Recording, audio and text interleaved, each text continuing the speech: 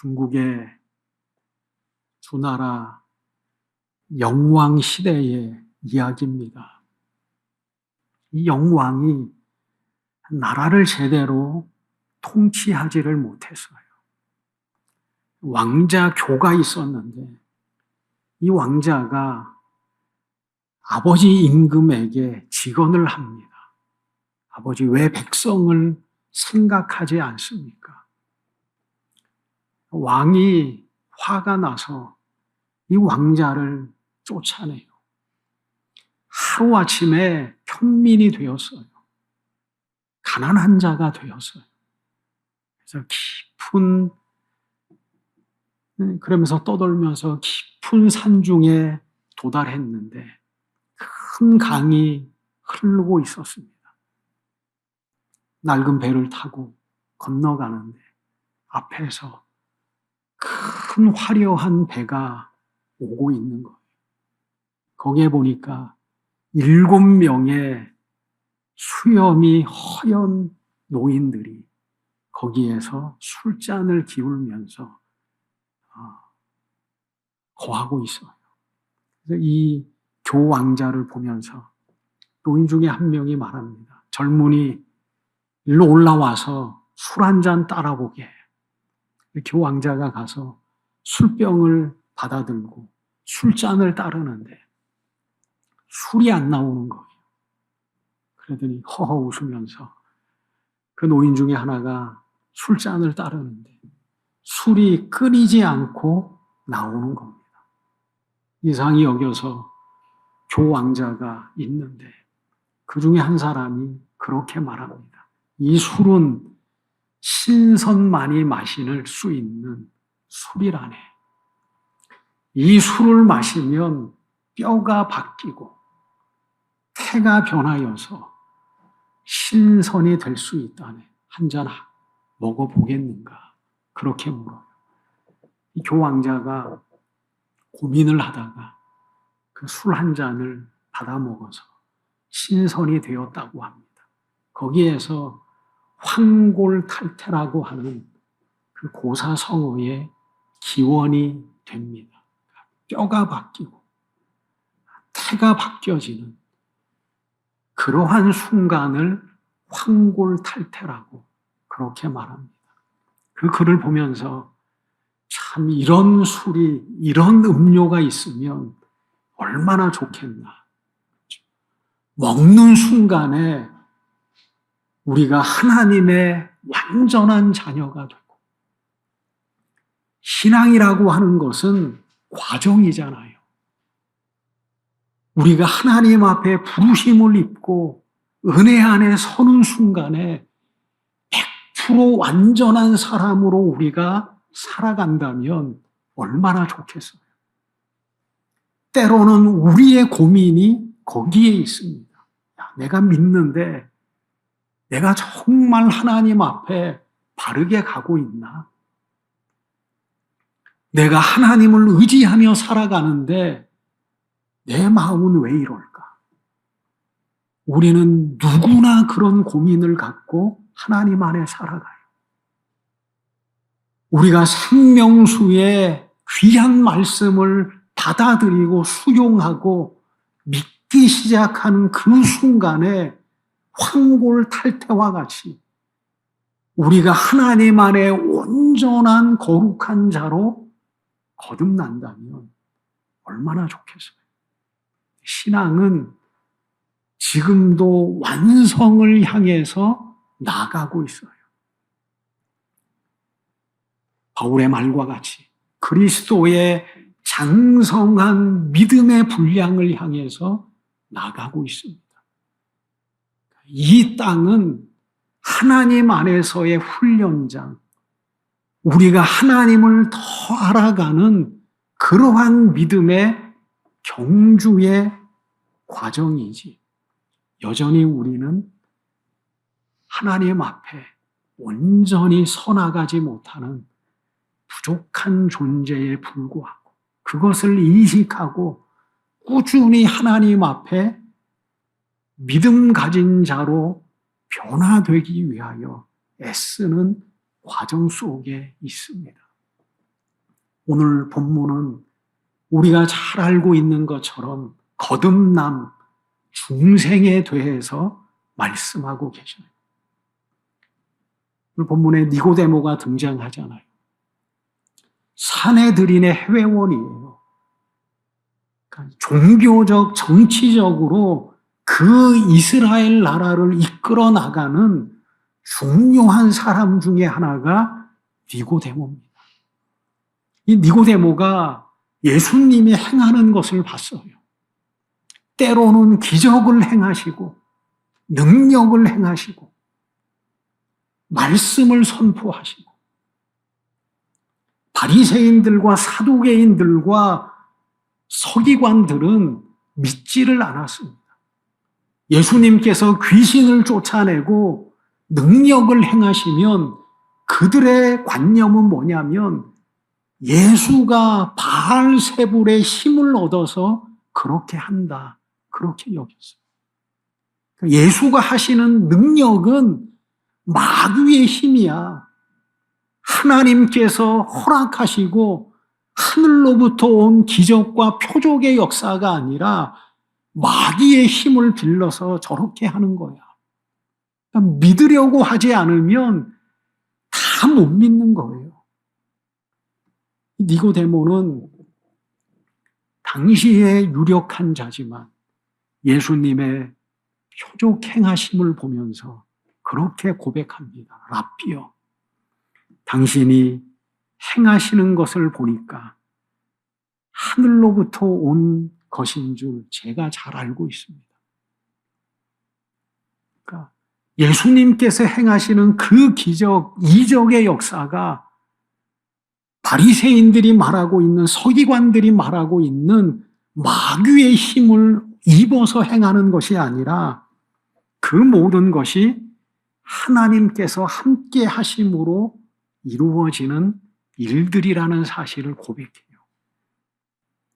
이 니고데모가 3년 후에 예수님께서 십자가에 못 박혀 죽으셨을 때에 아리마대 요셉과 더불어서 예수님의 장사를 행하는 그런 일들을 해요. 모략을 가져다가, 침량을 가져다가.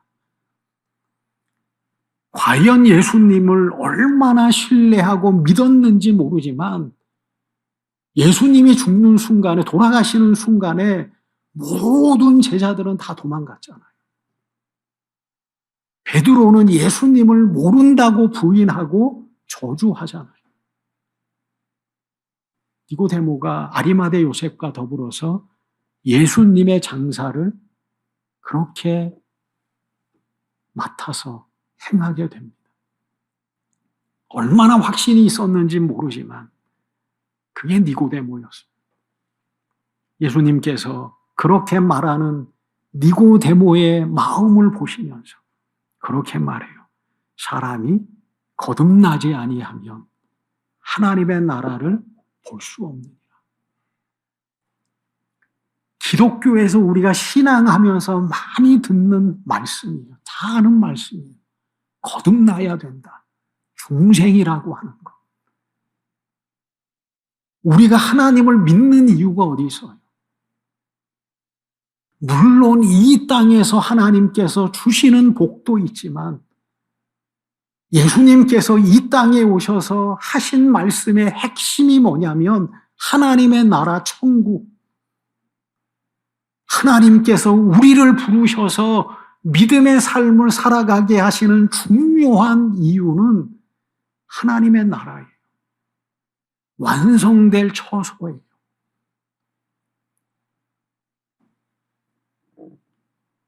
때로는 무지한 사람들은 하나님의 나라를 바라보지 못하고 땅의 영광만을 추구하며 살아가는 사람들이 얼마나 많아요. 이 세상을 보면 오히려 정말 약삭빠르고 권모술수가 많고 거짓이 난무하는 사람이 이 세상에는 더 잘되고 출세하는 것들을 우리가 너무 많이 보잖아요. 하나님께서 우리에게 허락하실 것은 하나님의 나라예요. 천국이에요. 그래서 믿음의 사람들에게 천국만큼, 하나님의 나라만큼 중요한 게 어디 있겠어요? 하나님의 나라가 없다면 늘 말씀드리지만 교회에 나올 이유가 없어요. 세상에 추구하며 살면 되죠. 세상의 성공을 위해서 애쓰며 살면 되죠. 내가 원하는 삶을 행복하게 살아나가면 되죠. 믿음의 사람은 하나님의 나라를 마음에 품고, 왜냐하면 하나님의 나라에는 하나님이 계시니까. 그래서 예수님께서는 오늘 분명하게 천국의 조건에 대해서, 거듭남에 대해서 말씀하셔요. 거듭나야 된다. 예수님께서 천국의 비유에 대해서 얼마나 많이 하셨어요. 천국은 마치 혼인잔치를 베푼 임금과도 같다. 천국은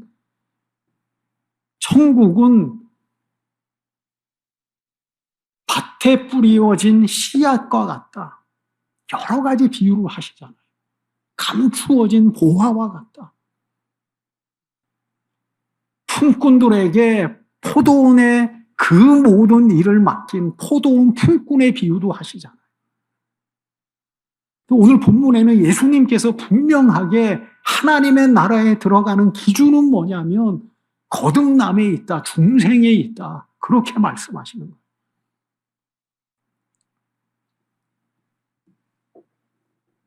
우리가 거듭남이라고 하는 게 그러잖아요. 누군가가 그렇게 말합니다. 거듭나셨어요. 구원받으셨습니까? 신앙은 계량할 수 없잖아요. 구원받으리 특히 그래죠. 구원받았습니까? 몇 날, 며칠 날 구원받았습니까? 잘 대답 못하면 그것을 파고들어서 그 사람들의 신앙을 흔들어서 그들을 데리고 가자. 신앙은 계량할 수 없어요. 병아리 감별사는 있어도요, 누가 우리의 믿음을 감별할 수 있겠어요? 저도 못해요. 누가 믿음을 감별할 수 있겠어요? 우리가 이렇게 모이지만 누가 누구를 믿음 있다, 믿음 없다, 거듭난 자다, 거듭나지 못한 자다, 구원받은 자다, 구원받지 못한 자다, 누가 누구를 감별할 수 있겠어요? 없어요. 오로지 알 수 있는 것은 하늘에 계신 하나님과 내 마음만이 알 수 있는 것. 내가 하나님을 믿고, 내가 예수님을 믿고, 내가 진리를 쫓아서 살아나가고, 여전히 거부할 수 없는 그 이끌림 속에 우리가 예배하고, 때로는 우리의 연약함도 있지만 그래도 나는 하나님 앞에 살아나가야 된다고 하는 그 존재를 인식하고 있다면 우리는 거듭난 자예요. 거듭난 자예요. 우리의 부족함은 어쩔 수 없어요. 우리의 흔들림은 어쩔 수 없어요. 왜냐하면 오늘 본문의 말씀과 같이 육으로 난 자는 육이기 때문에 우리는 육으로 태어난 자예요. 아담과 하와가 하나님 앞에 범죄하잖아요. 쫓겨났어요. 그 이후로부터 인간에게는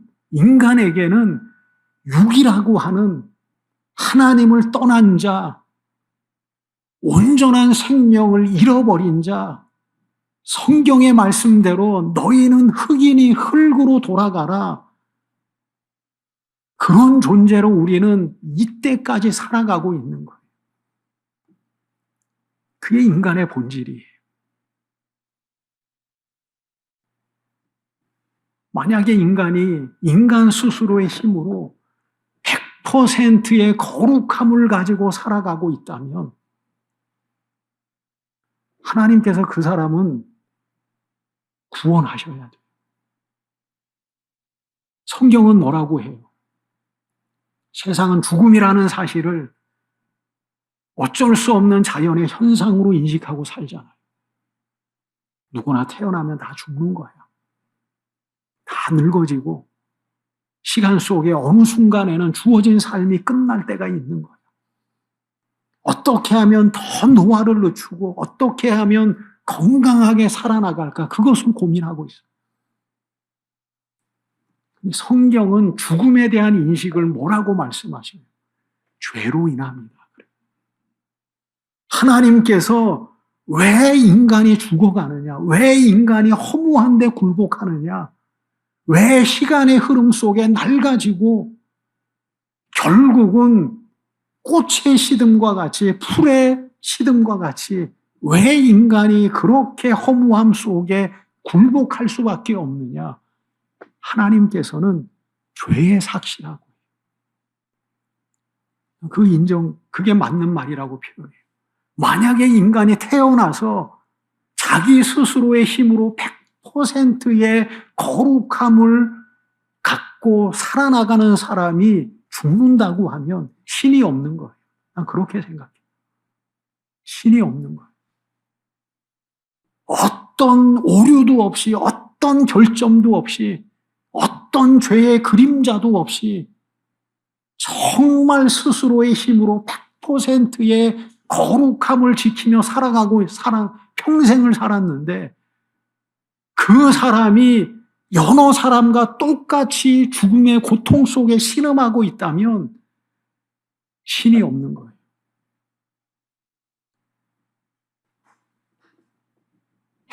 그래서 하나님께서는 죽음은 죄의 삭시야 그래요. 죄로 말미암아 죽음이 왔다 그래요. 우리 모두는 다 육으로 말미암아서 태어난 자들, 아담의 후예들, 죄의 굴레 안에 살아갈 수밖에 없는 존재라는 사실을 말씀하고 계십니다. 그게 우리예요. 우리는 인정하고 하나님 앞에 나오는 거예요. 전도할 때 뭐라고 해요? 아픈 사람이 하나님을 의사를 찾듯이 내 연약함과 내 죄됨을 인정하는 사람이 하나님을 찾는다. 그렇게 전도해요. 여하튼 우리는 세상에 살아갈 때는 그런 존재인 줄 몰랐는데 하나님 앞에 오니까 우리는 정말 연약하고 오늘 본문의 말씀과 같이 육의 안에 태어나고 불순종의 그 영 안에 우리는 그렇게 살아갈 수밖에 없는 존재라는 사실을 인정하고 우리가 하나님을 의지하고 믿는 거예요. 왜 거듭나야 되느냐? 왜 다시 태어나야 되느냐? 거듭이라고 하는 것이 다시 태어남이에요. 또 다른 의미는 뭐냐면 위로부터 그러는 게 있어요. 다시 태어나야 되고 위로부터 태어나야 되는 존재가 우리라는 사실을 예수님께서 말씀하고 계십니다. 황골탈태.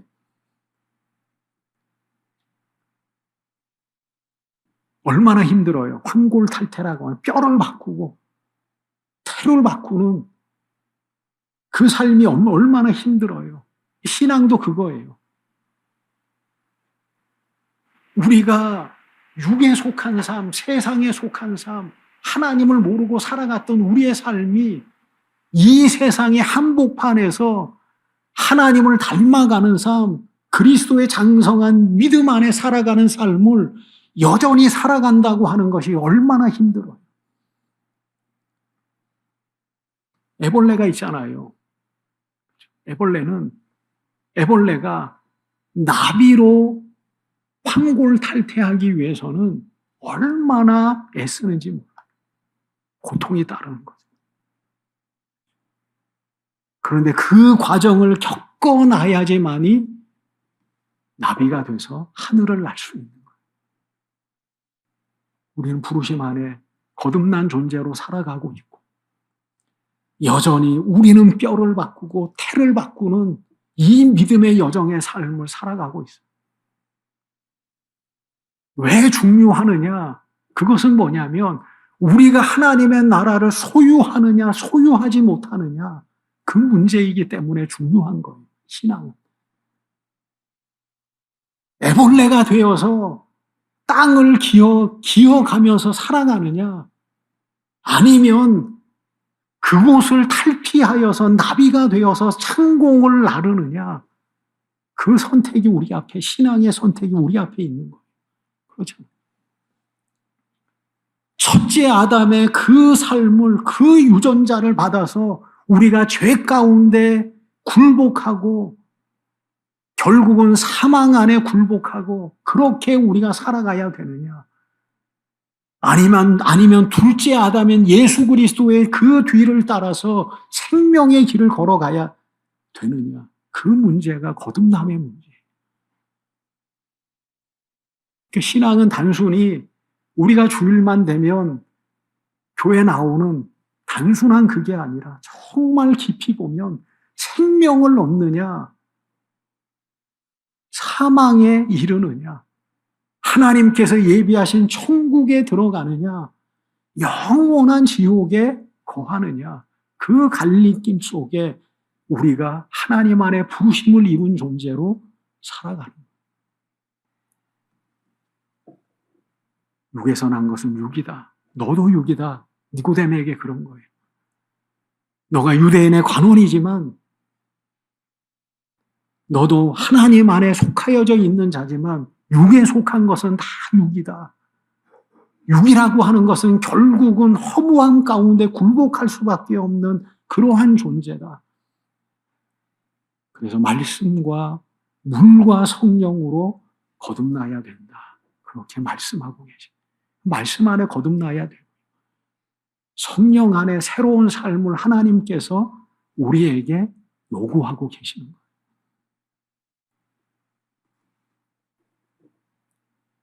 그래서 오늘 본문에는 영으로 난 것은 영이니 성령으로 난 것은 영이니 하나님 안에 속한 삶을 영의 삶으로 말씀하셨어요.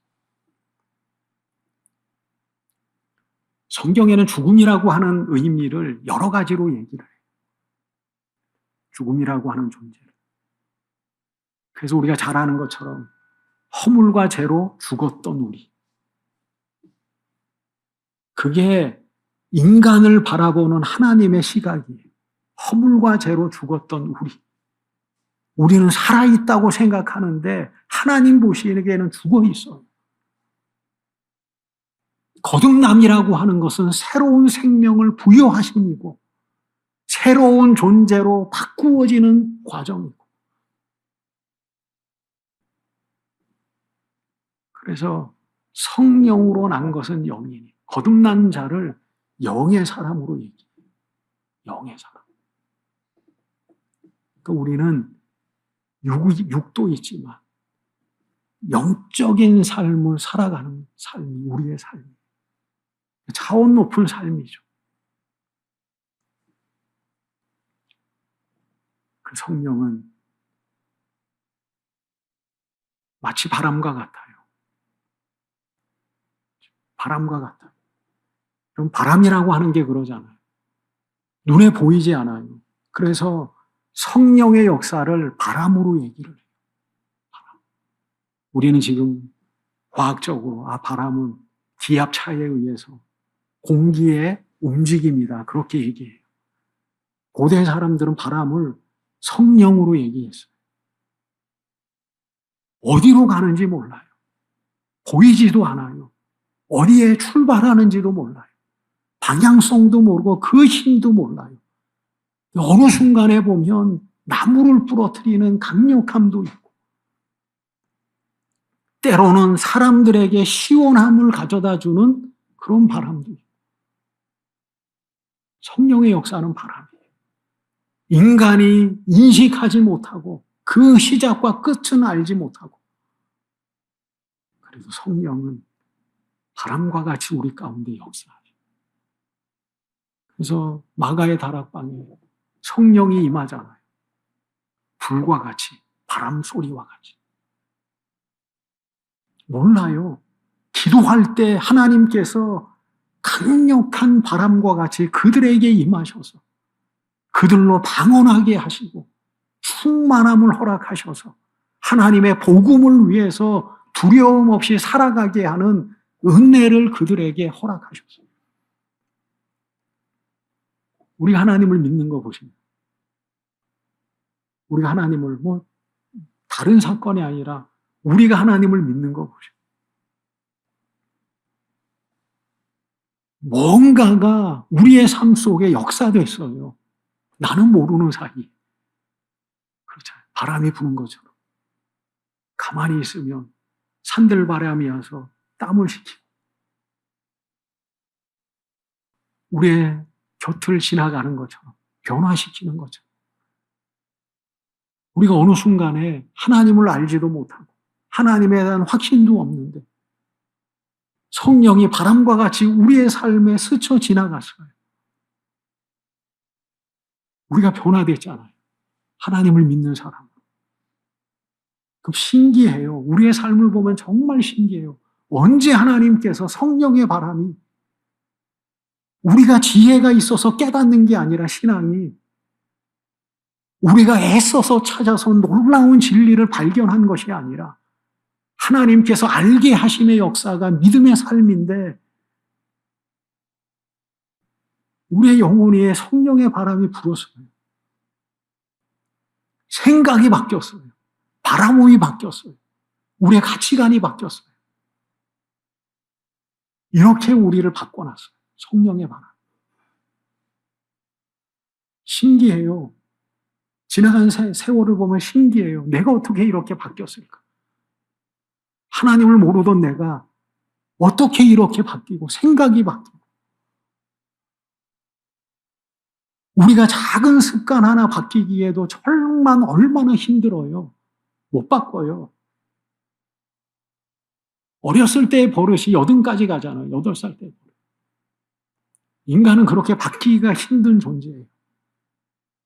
근데 어떻게 하나님의 나를 바꾸셨을까? 성령의 바람의 힘이, 성령의 바람의 힘. 고집을 바꾸기가 힘들고, 성격을 바꾸기가 힘들고, 내가 갖고 있는 생각을 바꾸기가 힘들어요. 나이가 먹으면 먹을수록 더 그래요. 그렇잖아요.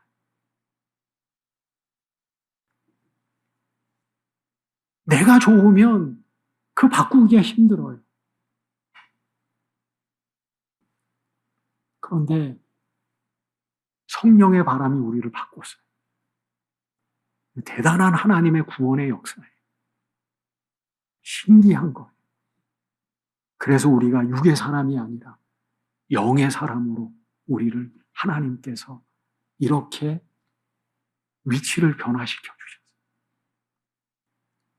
그러니까 우리가 하나님의 나라도 말하고 하나님도 말하고 구원도 말하고 하나님 앞에 의지하고 살고 구원받은 백성으로 우리가 그렇게 살아가는 거예요.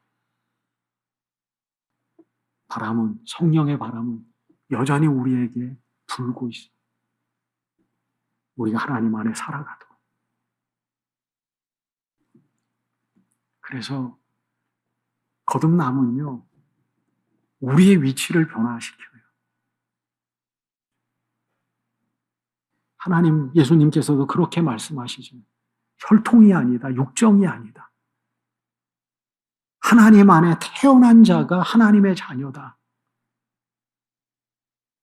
이렇게 거듭나면요, 우리의 포지션이 바뀌어요. 우리의 포지션.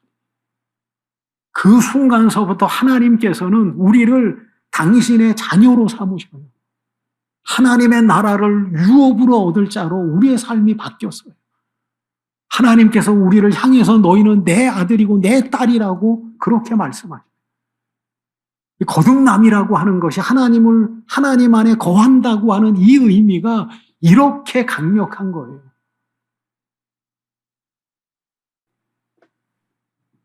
서두에도 말씀드렸듯이 거듭남이라고 하는 거, 구원이라고 하는 거, 우리가 하나님의 자녀가 된다고 하는 거, 우리가 살갗으로 느끼기가 힘든 관념적 이념으로 우리는 생각할 수도 있어요. 금방 내 앞에 돈 100만 원이 들어오는 게 더 강력하고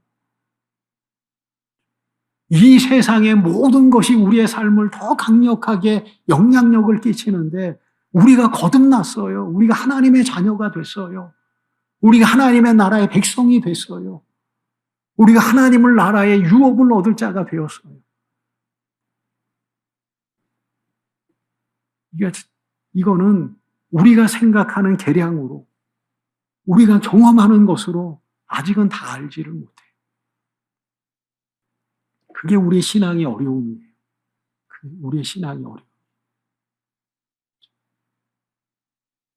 우리가 얼마만큼 왔는지, 내가 믿음의 정점에 얼만큼 도달했는지, 내가 과연 하나님 앞에 구원받은 백성의 믿음의 분량을 갖고 있는지, 과연 하나님은 성경이, 하나님의 나라는 성경에 기록된 것처럼 그런 나라인지, 우리는 말씀으로만 믿을 뿐이고, 우리는 그렇게 하나님 앞에 살아가는 존재예요. 그래서 힘들어요, 신앙. 그래서 때로는 하나님께서 꿈속에라도 우리를 천국에 한 번씩 데려갔다 왔으면 하는 그 생각도 들어요. 지옥도 한번 보게 하시고, 과연 우리가 어떤 하나님 앞에 사랑받는 존재인지, 천국을 잠깐 갔다 올 수 없으니까 우리의 생각 속에, 우리의 관념 속에 좀 보여주셨으면 얼마나 좋을까, 그런 생각도 들을 때가 있어요. 근데 하나님께서는 말씀하시는 거예요. 이 거듭남이라고 하는 것은 그래서 믿음 안에 중요해요. 우린 거듭난 자예요.